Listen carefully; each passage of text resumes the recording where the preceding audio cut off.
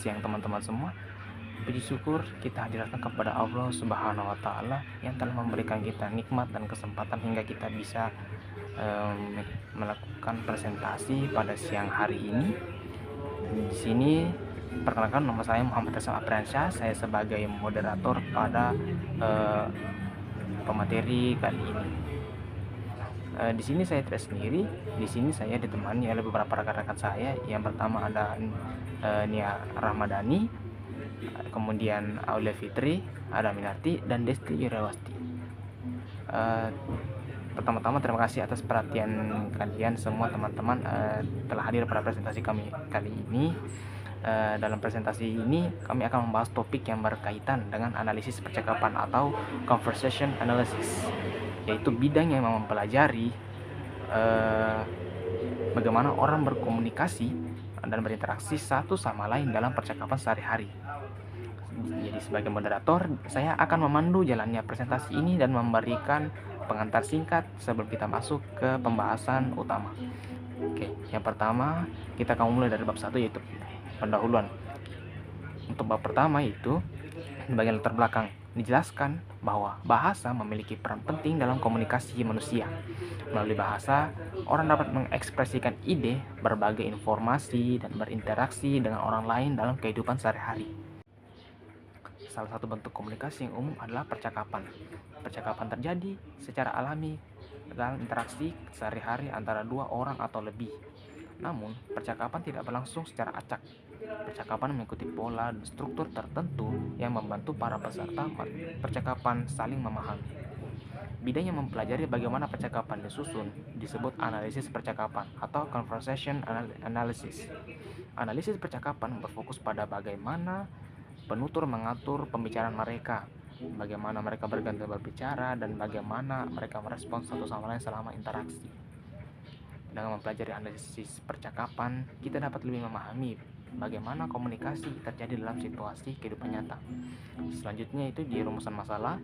Yang pertama itu apa yang dimaksud dengan analisis percakapan atau conversation analysis. Yang kedua, bagaimana sistem pergantian berbicara atau turn taking bekerja dalam percakapan. Kemudian apa yang dimaksud dengan adjacency pairs dalam interaksi percakapan. Kemudian bagaimana mekanisme perbaikan atau repair mechanisms dan pengelolaan topik atau topik manajemen terjadi dalam percakapan. Kemudian tujuan penelitian yaitu adalah untuk menjelaskan konsep analisis percakapan atau conversation analysis. Yang kemudian untuk mendeskripsikan sistem pergantian berbicara dalam percakapan, untuk menjelaskan adjacency pairs dalam interaksi percakapan, dan terakhir yaitu untuk mendeskripsikan mekanisme perbaikan dan pengelolaan topik dalam percakapan. Mungkin itu saja pengantar dari saya. Saya serahkan kepada pemateri. Terima kasih. Warahmatullahi wabarakatuh. Perkenalkan, nama saya Nia Rahmadani dari kelas C. Baik, di sini saya akan menjelaskan definition conversation analysis, turn taking, dan cause for speaker change. Baik, yang pertama itu ada definition conversation analysis atau analisis percakapan. Jadi, analisis percakapan itu merupakan salah satu pendekatan dalam analisis wacana yang mempelajari bagaimana percakapan disusun dan diorganisasikan dalam interaksi sosial. Jadi, pendekatan ini juga bertujuan untuk memahami bagaimana individu menggunakan bahasa dalam situasi komunikasi nyata dalam kehidupan sehari-hari. Dan dalam analisis percakapan itu juga berfokus utama pada bagian pembicara dan pendengar berinteraksi melalui ujaran yang mereka hasilkan. Nah, penelitian dalam bidang ini menunjukkan bahwa percakapan itu tidak terjadi secara acak, tetapi mengikuti aturan-aturan tertentu yang memungkinkan komunikasi berjalan dengan efektif. Nah, analisis percakapan juga mengkaji bagaimana para peserta percakapannya itu saling memahami melalui berbagai strategi komunikasi. Nah, strategi tersebut meliputi bagaimana pembicara mengambil giliran berbicara. Nah, bagaimana mereka merespon pertanyaan ataupun pernyataan, serta bagaimana mereka memperbaiki kesalahan atau kesalahpahaman selama percakapan berlangsung. Kemudian itu materi yang kedua itu ada turn taking.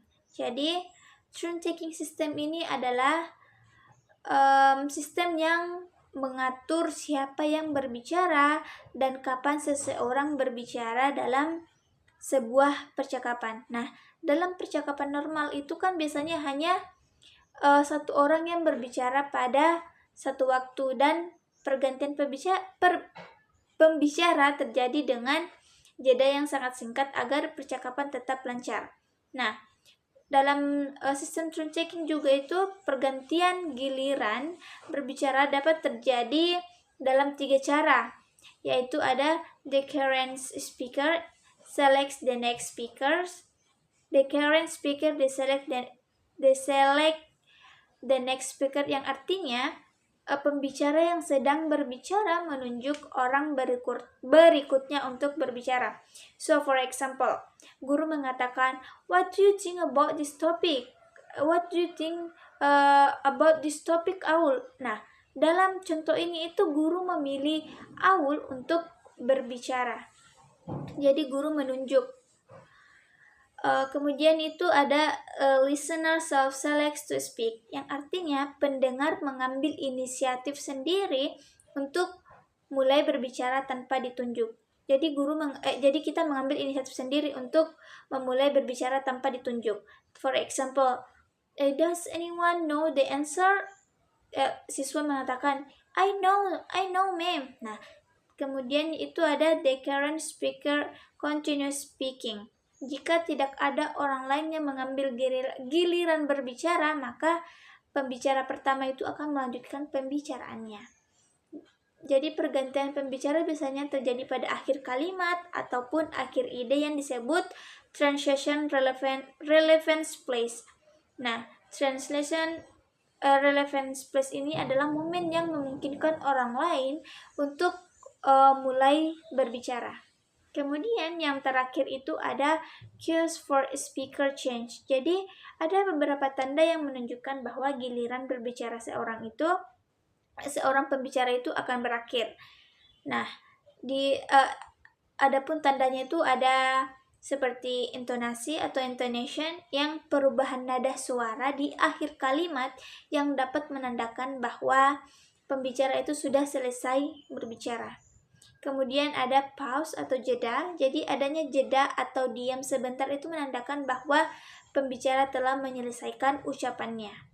Kemudian ada body movement atau gerakan tubuh. Jadi isyarat nonverbal seperti entah itu kontak mata, ekspresi wajah, ataupun gerak kepala yang juga dapat menunjukkan bahwa pembicara memberi kesempatan kepada orang lain untuk berbicara. Kemudian yang terakhir itu ada sinteks atau struktur kalimat. Nah, ketika sebuah kalimat atau ide itu sudah lengkap secara tata bahasa, nah biasanya itu menjadi tanda bahwa giliran berbicara akan berpindah.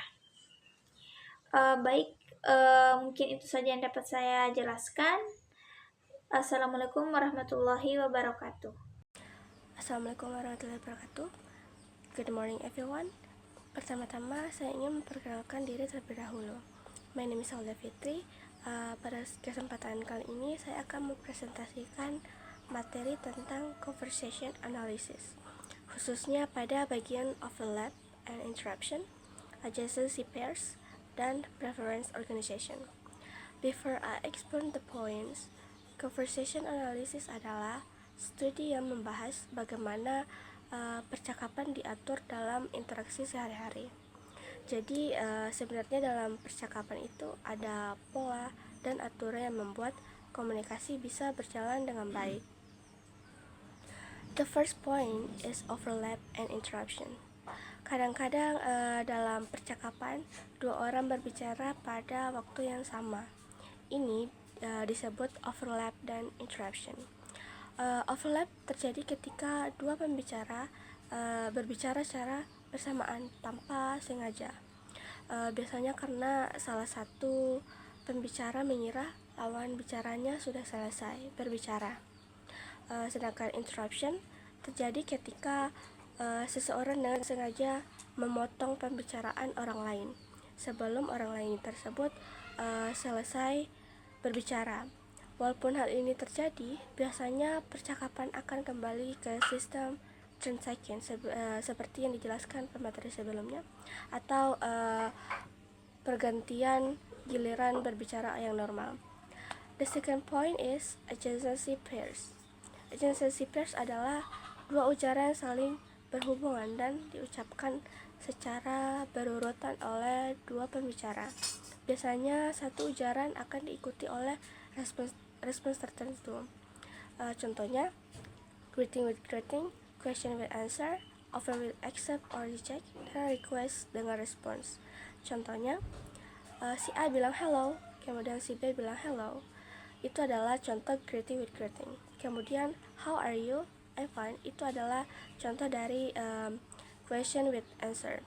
Bisa dibilang ini apple to apple karena this example show that conversation usually follows curtain pattern.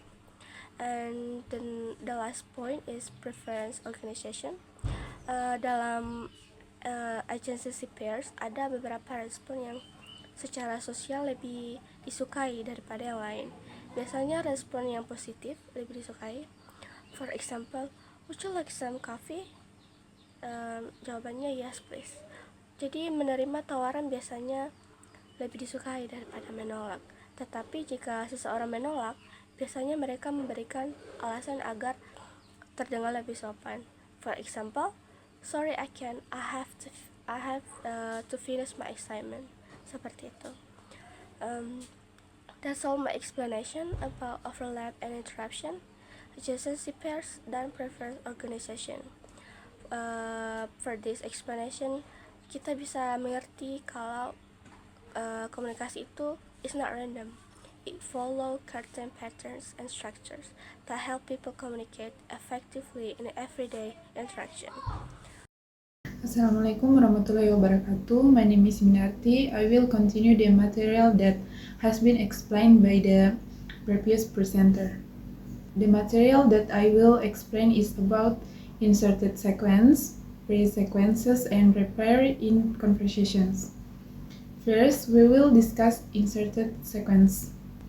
Inserted sequence adalah percakapan tambahan yang muncul di tengah pasangan percakapan utama. Dalam percakapan normal, biasanya ada pasangan tindakan yang berurutan, misalnya pertanyaan ke jawaban, salam ke balasan salam, undangan ke penerima.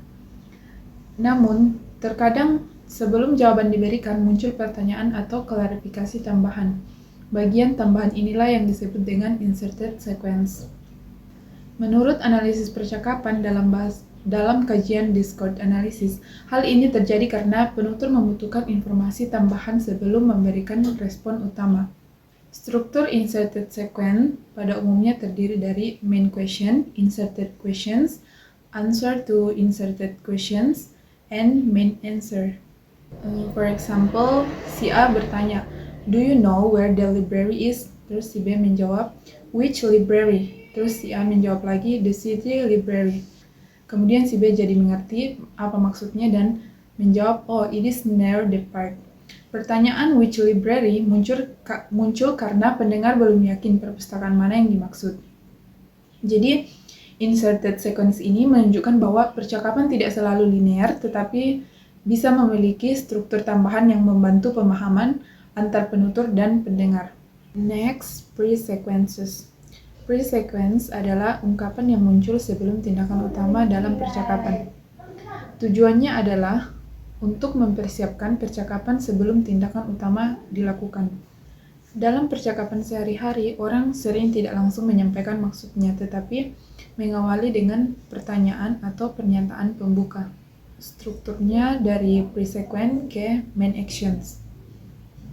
Contoh pre-invitation-nya, pre-sequence-nya, "Are you busy tonight?"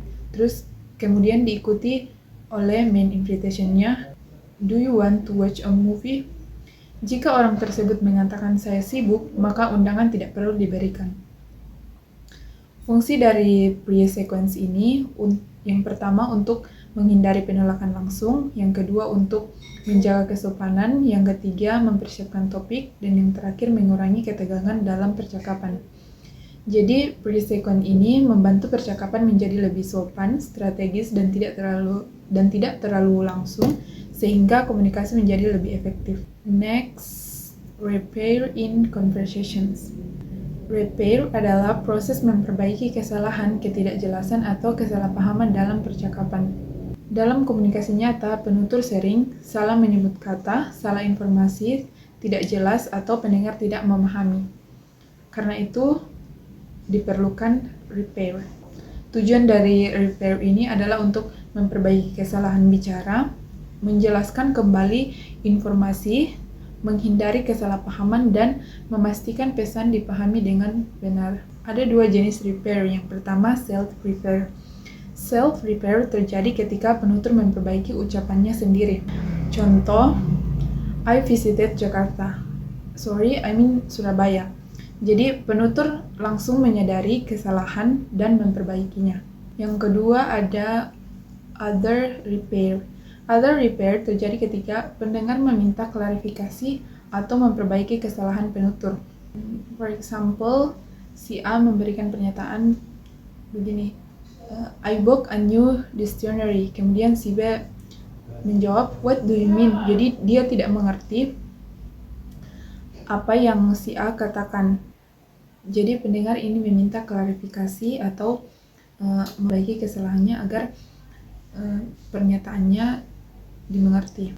Jadi dalam conversation analysis, repair merupakan salah satu mekanisme penting yang menunjukkan bagaimana peserta percakapan secara aktif menjaga pemahaman bersama. Assalamualaikum warahmatullahi wabarakatuh. My name is Sudesti Yuryawasti. I'm from class C. I will explain about topic management and storytelling. Yang pertama saya jelaskan yaitu topik manajemen adalah cara mengelola atau mengatur topik pembicaraan agar percakapan tetap jelas dan terarah. Dalam percakapan, terutama dalam interaksi di kelas, pengelolaan topik sangat penting agar komunikasi antar guru dan siswa berjalan dengan baik. Topik manajemen meliputi beberapa hal. Yang pertama adalah topik introduction, yaitu proses ketika seorang pembicara memperkenalkan atau memulai suatu topik baru dalam percakapan. Misalnya, guru memulai pembelajaran dengan memperkenalkan materi yang akan dibahas. Contohnya dalam interaksi di kelas, guru mengatakan, "Today we will discuss about simple present tense." Nah, kalimat tersebut menunjukkan bahwa guru sedang memperkenalkan topik yang akan dipelajari. Nah, selanjutnya topik kedua adalah topik change, yaitu ketika pembicara mengubah topik pembicaraan dari satu topik ke topik lainnya. Hal ini biasanya dilakukan ketika pembahasan sebelumnya sudah selesai atau ketika ingin berpindah ke materi yang berbeda. Contohnya, setelah membahas sebuah pelajaran tentang contohnya grammar, guru berkata, "Now let's move to the next topic, which is vocabulary." Nah, ini menunjukkan bahwa topik pembicaraan telah berubah ke materi yang berbeda. Selanjutnya, kita masuk dalam pembahasan storytelling. Storytelling adalah kegiatan menceritakan suatu pengalaman atau kejadian kepada orang lain dalam percakapan.